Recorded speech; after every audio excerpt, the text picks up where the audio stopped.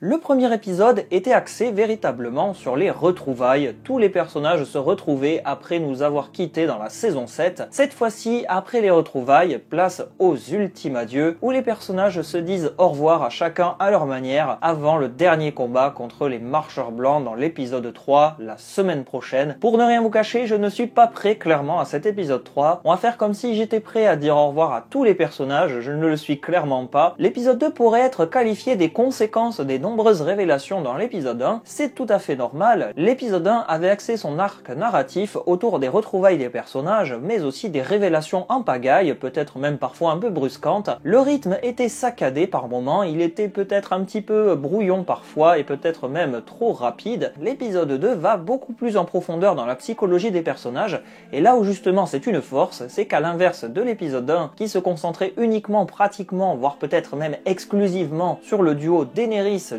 Snow, cette fois-ci, Daenerys et Jon Snow sont un petit peu délaissés de côté. On va beaucoup plus se focaliser sur les autres personnages, comme par exemple Brienne, Jaime, Tyrion, Bran, Arya, Gendry, Tormund, tout ça véritablement c'est nouveau, puisque les épisodes précédents étaient beaucoup trop centrés peut-être sur certains personnages. Cette fois-ci, cet épisode a envie de faire la part belle aux autres personnages qui pourraient être secondaires mais qui sont tout aussi importants, et justement c'est la force de cet épisode. On a un épisode qui se base sur les ultimes adieux des personnages. Les personnages se disent adieu à leur façon, et il y en a certains qui font des galipettes, il y en a d'autres qui vont à gauche et à droite pour picoler, il y en a qui vont s'isoler pour être seuls avec eux-mêmes, il y en a certains qui vont rigoler. C'est ça véritablement qui ressort de cet épisode. Chaque personnage va essayer de se retrouver avec lui-même ou avec ses proches et ses amis, ou ses anciens ennemis qui sont devenus ses amis, puisque l'ennemi de mes ennemis c'est mon ami. On a un épisode centré sur les émotions, sur la nostalgie, c'est ça qui fait la force de cet épisode. L'épisode 1 c'était les retrouvailles, l'épisode 2 ce sont les conséquences et les explications après ces retrouvailles, et on attaque direct par le procès intenté à Jaime Lannister, un procès que j'avais anticipé comme étant assez expédié à la va-vite, mais au final il n'est pas trop mal expédié. Je m'attendais à ce que ce soit Tyrion et Brienne, et beaucoup plus Tyrion qui défendent justement son frère, mais force est de constater que Game of Thrones m'a encore fait mentir et m'a encore surpris, puisque c'est Brienne qui s'est portée garante de Jaime, et cette relation duale entre Jaime et Brienne va sortir le plus du lot à mon sens dans cet épisode, puisque la plus belle scène de l'épisode, c'est clairement l'adoubement de Brienne par Jaime Lannister. Une scène absolument mémorable et magique, où on a les personnages qui applaudissent. C'est très rare dans Game of Thrones, des personnages qui applaudissent. Et justement, j'ai trouvé ça très très beau, le fait que Brienne, qui ne pensait jamais être adoubée chevalier,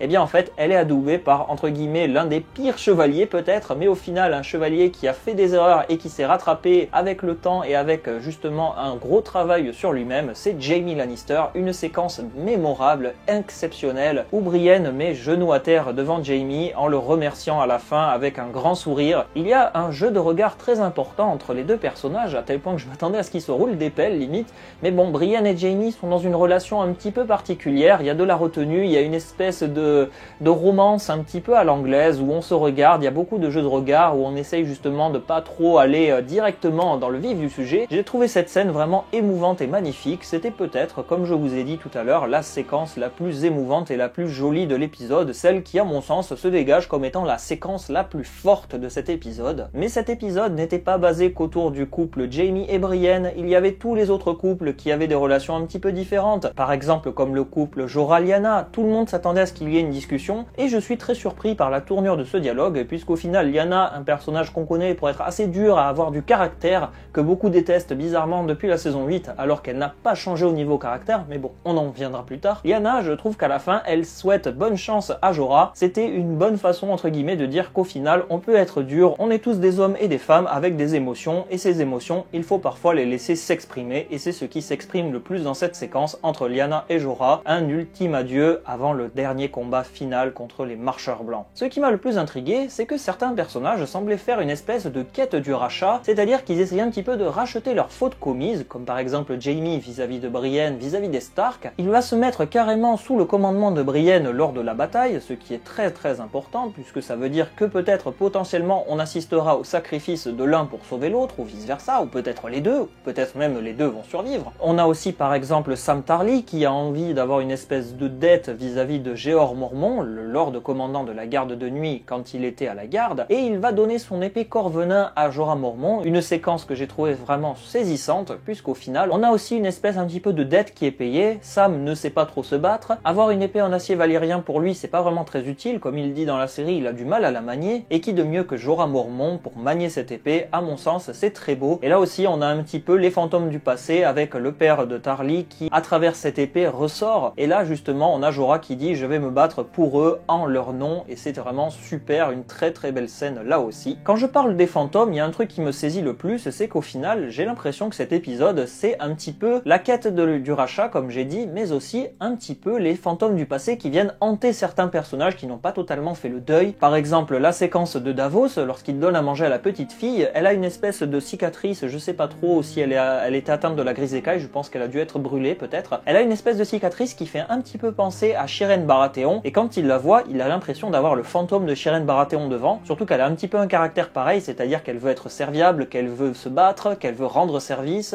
et justement Davos il est vraiment touché par cette séquence avec la petite fille, et c'était très beau comme séquence, j'ai trouvé ça super. Tous les personnages ont un petit peu les fantômes du passé qui reviennent, comme par exemple Brienne avec Jaime, on a le fantôme du Jaime d'avant, Jon Snow et Daenerys aussi très important, même s'ils sont au final un petit peu laissés de côté dans cet épisode. Jon Snow qui est rattrapé par son passé avec Aegon Targaryen, le 6e Aegon potentiel. Il y a vraiment toutes ces histoires qui reviennent sans cesse sur le devant de la scène. On a Sansa et Théon, une séquence superbe où je m'attendais vraiment pas à voir Sansa se jeter dans les bras de Théon. Limite j'ai envie de dire, c'est un couple pour moi, ils vont survivre ensemble, j'aimerais bien les voir ensemble, mais malheureusement je pense que le pauvre Théon il va y passer. Mais c'est ça qui est vraiment saisissant dans cet épisode, c'est qu'au final on a les derniers instants des personnages, vraiment de tous les personnages, les derniers adieux, et au final on s'en fout qu'un tel personnage ait fait souffrir l'autre, qu'un tel ait fait des fautes, que l'autre soit un parfait abruti ou un parfait salopard. Tous les personnages communient ensemble, et la dernière scène qui traduit le plus cette communion ultime entre tous les personnages, c'est l'espèce un petit peu de retrouvailles au coin du feu où tous les personnages viennent se réchauffer, puisque l'hiver est là, donc au final il fait froid. On se réchauffe comment? En buvant du vin et en se mettant au coin de la cheminée. Une grande partie des personnages se retrouvent dans cette pièce et c'est vraiment très solennel, j'ai beaucoup aimé, et puis en plus comme je vous ai dit, ça aboutit à la séquence de l'adoubement de Brienne par Jaime, une séquence vraiment superbe et admirablement bien exécutée, la plus belle de l'épisode. Pour aller encore plus loin dans cette idée de fantômes du passé qui viennent hanter les personnages, on a Podrick qui se met à chanter la chanson Jenny de Vieille Pierre, une séquence absolument magnifique, c'est pour moi l'apogée clairement de cette séquence où on avait Jaime qui adoube Brienne, on a la chanson après qui vient clôturer magistralement tout ça, une chanson qui direct m'a fait penser à Pipin quand il chantait dans Le Retour du Roi, je ne sais pas si c'est la même chose dans les livres, je ne m'en souviens pas, mais en tout cas dans les films cette chanson est absolument admirable, c'est une chanson que chante Pipin alors qu'en parallèle on a Faramir qui va se sacrifier pour essayer de récupérer Osgiliath, on a aussi le père Denethor qui est en train de manger avec du sang qui s'en met partout, vraiment la barbarie ultime, c'est ça qui ressort de cette séquence dans Le Retour du Roi, et c'est là aussi ce qui ressort un petit peu de cette séquence avec Podrick, c'est-à-dire qu'il chante et on voit les personnages dans leurs ultimes moments, on a Arya avec Gendry dans le lit, on a Sam et Gilly ensemble dans le lit, on a vraiment tous les personnages qui communient à travers cette musique, et cette musique fait un petit peu, si j'ai envie de dire, le lien et le ciment vraiment entre tous les personnages. Comme je vous ai dit, on a les fantômes du passé qui viennent danser un petit peu autour de chaque personnage, un fantôme qui vient, qui part, et tout ça, vraiment la chanson des fantômes pour moi, c'est les fantômes de quoi? C'est les fantômes de l'Estival, puisque je vais vous faire un petit bref aparté historique, mais la chanson de Jenny de Vieille Pierre, elle a été composée par un illustre inconnu, il me semble, si je dis pas de bêtises, et que selon une théorie, il serait Rhaegar Targaryen. Rhaegar Targaryen, un fantôme du passé. Rhaegar Targaryen, il est né où? Il est né lors de la tragédie de l'Estival. Et la tragédie de l'Estival, qui c'est qui est mort à l'Estival? Il y a Aegon V le roi, il y a Duncan le Grand, il y a le prince des libellules, il y a aussi la fameuse Jenny de Vieille Pierre. Jenny de Vieille Pierre, elle est morte lors de la tragédie de l'Estival. Mais il y a aussi, bien entendu, Rhaela Targaryen, qui a donné naissance à Rhaegar Targaryen suite à la tragédie de l'Estival. Et donc la chanson de Jenny, qui aurait été peut-être composée par Rhaegar, on a vraiment une chanson qui fait le ciment et le lien entre tous les personnages. L'Estival, une tragédie, une explosion, la mort de bon nombre de Targaryens, le prince des libellules, Jenny de Vieille Pierre, Aegon V qui meurt. C'est vraiment ça qui ressort le plus de cette chanson, une chanson à la fois tragique et émouvante, et Podrick l'a admirablement bien chanté cette chanson. Et en plus, justement, là on va faire un petit aparté sur les livres, mais dans les livres, Arya, elle rencontre une naine albinos qui s'appelle le fantôme de Noble Cœur, encore les fantômes, les spectres, tout ça ressort vraiment, c'est ça qui ressort de cette cet épisode. Et pour faire bref sur le fantôme de Noblecoeur, cette naine albinos, donc qui aurait survécu à la tragédie de l'Estival, c'était l'une des compagnons de Jenny de Vieille-Pierre. Et cette naine, qui serait peut-être un enfant de la forêt, théorie, on n'est pas sûr, elle a fait une prophétie au prince Jaehaerys II, donc le futur roi Jaehaerys II Targaryen. Elle lui a dit, le prince ou la princesse qui fut promis va naître dans la lignée de vos enfants. Donc vos enfants c'est Aerys et Rhaella, donc le futur Aerys II et Rhaella, donc c'est la mère de Daenerys, Viserys et Rhaegar et compagnie. Pour justement essayer d'avoir le plus de chances possible, eh bien le prince donc Jaehaerys II, qui n'était pas encore le roi à l'époque, a décidé d'unir Aerys II, donc le futur Aerys II, le roi fou, avec Rhaella pour multiplier les chances d'avoir le prince ou la princesse qui fut promis dans la lignée de ses enfants. Et bien entendu, qui c'est qui reste dans la lignée de ses enfants? Daenerys et Jon Snow. Donc ce sont les deux qui remplissent entre guillemets la prophétie de Fantôme de Noblecoeur, donc la fameuse naine albinos, pour être potentiellement le prince ou la princesse qui fut promis selon cette prophétie. Et pour moi, le fait de caler cette chanson-là, ce n'est clairement pas un hasard, ça veut sous-entendre peut-être que le prince ou la princesse qui fut promis, qui est la réincarnation d'Azor Ahai, le fameux guerrier légendaire avec illumination et tout, je vais pas vous refaire toute la légende, je pense que vous la connaissez assez en long, en large et en travers, c'est voulu et en plus ça rend un bel hommage au livre puisque c'est une très belle chanson finement exécutée par le chanteur, mais en tout cas c'était une très belle scène qui pour moi faisait un parallèle total avec le Seigneur des Anneaux, vraiment superbe, et ça permettait d'être vraiment le point d'orgue de cet épisode, un épisode marqué par la chanson, la communion, le fait de se retrouver, de se rassembler autour d'un but commun, survivre à la longue nuit. Ce qui m'a le plus marqué dans cet épisode aussi, c'est le rôle de Bran qui commence à changer un petit peu par rapport à l'épisode précédent où il était là sans être là, il était un petit peu vacant, c'était Bran.exe a cessé de fonctionner dans le précédent épisode. Là je trouve que Bran.exe a un petit peu plus fonctionné justement, puisqu'il a balancé des phrases vraiment énigmatiques comme je les aime. La fameuse phrase quand il va voir Jaime, justement, très belle scène puisqu'il n'est pas du tout rancunier vis-à-vis de Jaime, il lui dit clairement, si tu ne m'avais pas poussé, on n'en serait pas là, je n'aurais pas découvert l'existence des marcheurs blancs, je n'aurais pas été ce que je suis maintenant, sans ce que Jaime a fait, les personnages n'en seraient pas là, donc au final c'est un petit peu un mal pour un bien ce qu'a fait Jaime. Et donc du coup je reviens sur ce qu'a dit Bran. Bran il a dit à Jaime, mais est-ce que tu crois qu'il y aura un après? Une séquence mais absolument incroyable. Je sais pas du tout comment analyser cette phrase quand Jaime lui a dit et après, et là Bran lui sort, mais tu crois qu'il va y avoir un après? Est-ce que Bran peut-être comme il voit un peu le futur mais qu'il n'arrive pas encore à totalement faire le lien et totalement faire le tri entre passé, présent, futur, est-ce qu'il a vu un petit peu comme Doctor Strange plusieurs éventualités, plusieurs possibilités de futur? Est-ce qu'il a peut-être anticipé certaines choses? D'où le fait qu'il ait révélé à certains personnages que Jon Snow ceci, va voir ça, va voir ça. Est-ce qu'il a pas un peu placé ses pions pour un petit peu essayer de déjouer le futur et essayer de faire mentir ses prédictions? Bran Stark, depuis le début, on n'arrête pas de dire ouais Bran Stark c'est un peu what the fuck, on s'en fout, c'est un personnage qui est claqué. Mais au final, Bran Stark c'est quand même la clé de l'histoire. Et là, cet épisode nous l'a vraiment clairement dit, c'est lui qui détient les clés de tous les personnages, de tous les secrets, c'est lui qui sait tout, c'est lui qui sait comment vaincre le roi de la nuit. J'ai trouvé ça saisissant dans cet épisode et le plus intéressant, puisque depuis le début je dis que Jon Snow et Daenerys limite c'est pas les personnages les plus importants. Le plus important pour vaincre le roi de la nuit, c'est clairement Bran Stark. Et en plus, la séquence où il dit le roi de la nuit, il vient pour moi, mais alors là c'était incroyable, parce que depuis le début je n'arrête pas de dire que Bran Stark c'est la cible du roi de la nuit. Quand on me dit le roi de la nuit il veut le trône de fer, je n'y crois pas, parce que le roi de la nuit il n'a aucune prétention de régner. Lui il veut régner sur un royaume de mort, si on veut, plus ou moins. Il est le vecteur de la mort. Et le roi de la nuit, c'est ce qu'a dit Bran Stark justement, le roi de la nuit, il n'a aucun autre but à part d'avoir une nuit sans fin. Et la nuit sans fin c'est quoi? C'est une mort, c'est la mort clairement, c'est la longue nuit, il faut qu'elle soit le plus longue possible, et pour qu'elle soit le plus longue possible, il faut qu'il détruise ses ennemis, et c'est ça qui ressort le plus de cet épisode, c'est que Bran Stark il a compris ça, il a compris le but du roi de la nuit, ce n'est peut-être pas aller sur l'île aux Phasmes, on va le garder au cas où, on sait jamais, mais bon, pour moi vraiment le but du roi de la nuit, comme j'ai dit dans ma vidéo sur les signes du roi de la nuit, c'est un Terminator, il a été créé pour ça, détruire le monde des hommes, il applique sa mission, et pour l'instant le seul frein, j'ai envie de dire, à sa mission, c'est Bran Stark, tant qu'il n'aura pas vaincu Bran Stark, il n'aura pas les pleins pouvoirs, et je pense là aussi un petit peu une relation à la Harry Potter